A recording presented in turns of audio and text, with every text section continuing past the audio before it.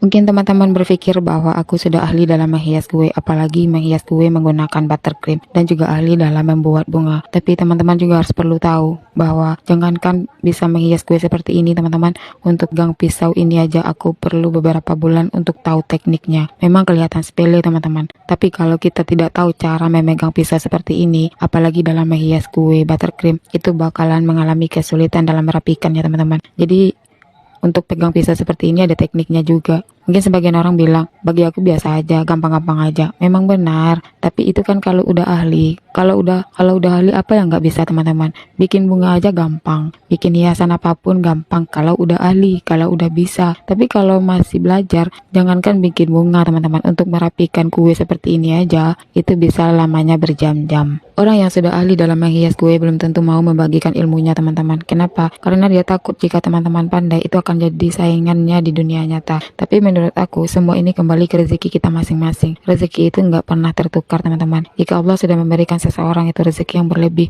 walaupun ilmu itu sudah dia bagi ke orang lain, maka Tuhan akan membalasnya dengan rezeki yang lain. Jadi nggak perlu semua itu ditakutkan. Aku berdiri di sini, aku bikin akun ini bukan untuk pamer, bukan juga untuk menunjukkan keahlian, bukan teman-teman. Tapi aku hanya ingin, mungkin sebagian dari teman-teman punya usaha kue atau kepengen punya usaha kue untuk membantu perekonomiannya. Apalagi zaman sekarang ya teman-teman, untuk para wanita yang sudah berkeluarga, itu sangat sulit sekali dia menemukan pekerjaan yang cocok untuk dia gitu ya. Kalaupun ada, itu biasanya jadi buruh atau menerima upah yang agak di bawah standar. Jadi aku kasihan aja melihat wanita yang bekerja tapi upahnya itu sangat minim sekali teman-teman. Jadi aku kepengen aja membagikan ilmu-ilmu yang aku punya, walaupun kelihatannya nggak bermanfaat ya. Jadi aku nggak mau pelit-pelit ngasih ilmu. Kalau bisa ilmu itu dipahami, dimengerti, dan nggak sulit untuk diterapkannya di rumah. Kalau aku kasih yang sulit-sulit, takutnya ditonton sih ditonton gitu ya, tapi pas dicobain sendiri di rumah malah bingung mulainya dari mana. Ada beberapa tutorial yang pernah aku berikan di video-video sebelumnya, jadi aku mendapatkan komentar katanya mendingan dibeli aja ketimbang dibikin. Memang dibeli itu gampang teman-teman,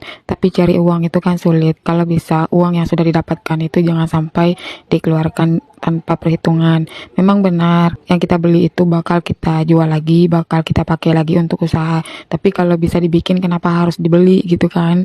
Buat teman-teman tetap semangat belajarnya, jangan gampang menyerah ya teman-teman. Semuanya bakalan ada hasilnya kalau kita tetap semangat dan yakin kalau kita itu pasti